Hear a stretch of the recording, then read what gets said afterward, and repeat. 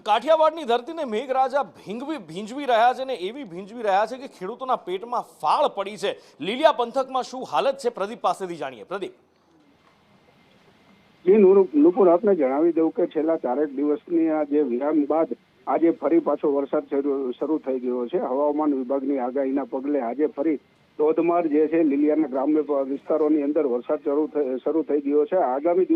અગાઉ જે પ્રમાણે માવઠા થયા છે તેમાં તો ખેડૂતોનો પાક નિષ્ફળ થયો છે, પણ જે બચ્યો હતો તે પણ હાલ આપણે જોઈએ છીએ કે આ વરસાદમાં સાવ નિષ્ફળ નીવડી ગયો છે। ત્યારે હાલ આજની તારીખે સેટાવદર, લીલિયા, ક્રાકસ, પુંજાપાદર વગેરે ગામોની અંદર ધોધમાર વરસાદ હાલ શરૂ થઈ ગયો છે। ત્યારે ગામની અંદર પણ નદીઓની માફક જે છે પાણી વહી રહ્યું છે અને ધરખમ બફારા અને ઉકળાટ બાદ આજે ફરી ઠંડક વાતાવરણમાં જે છે એ પ્રસરી છે। જે નિપુ બિલકુલ, વાતાવરણમાં ઠંડક તો પ્રસરી છે, પણ ખેડૂતોના માથે પરસેવો વળી